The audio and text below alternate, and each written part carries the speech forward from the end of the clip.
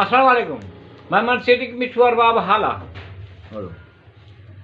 साईं मोहतरम काजी नूर अहमद अबड़ो परवाज़ हालाई जे याद में साईं मोहतरम शाइर कहानीकार काजी नूर अहमद अबड़ो परवाज़ हालाई जे याद में बेहतरीन खूबसूरत शाइर मोहतरम काजी नूर अहमद अबड़ो परवाज़ हालाई। कहानीकार ऐं सुखनवर मोहतरम काजी नूर अहमद अबड़ो परवाज़ हालाई। पंहिंजे हम असरनि में नज़म जो निरालो आहिनि। पंहिंजे हम असरनि में नज़म जो निरालो आहिनि। भले शाइर सां गॾोगॾु सुठो इंसान मोहतरम काजी नूर अहमद अबड़ो परवाज़ हालाई। बेहतरीन खूबसूरत शाइर मोहतरम काजी नूर अहमद अबड़ो परवाज़ हालाई। कहानीकार सुखनवर मोहतरम काजी नूर अहमद अबड़ो परवाज़ हालाई।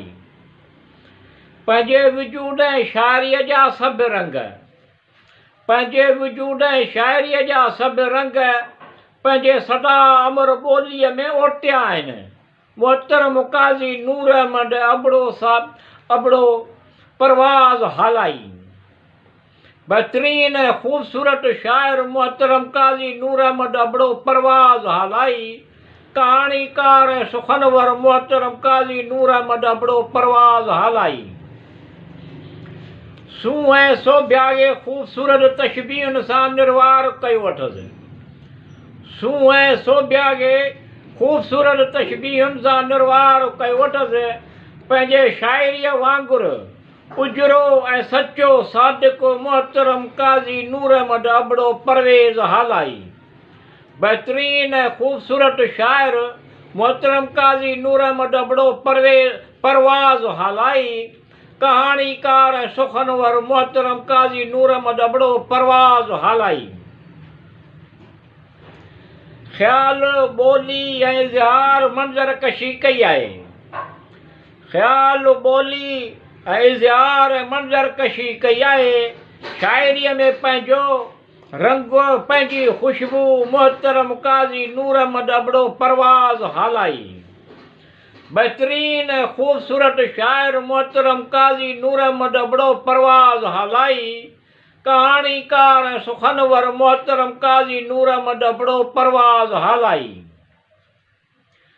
परवाज़ हिकु वणंदड़ ॾांहुं ऐं ॾाट सां असांखे मोहीनि था। परवाज़ हिकु वणंदड़ ॾांहुं ऐं ॾाट सां असांखे मोहीनि था। ख़ूबसूरत जज़्बनि अहसासनि ख़्यालनि जी सुरहाण मोहतरम काजी नूर अहमद अबड़ो परवाज़ हालाई। बेहतरीन खूबसूरत शाइर मोहतरम काजी नूर अहमद अबड़ो परवाज़ हालाई। कहानीकार ऐं सुखनवर मोहतरम काजी नूर अहमद अबड़ो परवाज़ हालाई। मिठू हाला हूअं बि इल्म अदब जी सूंहं सां सिंगारियल आहे।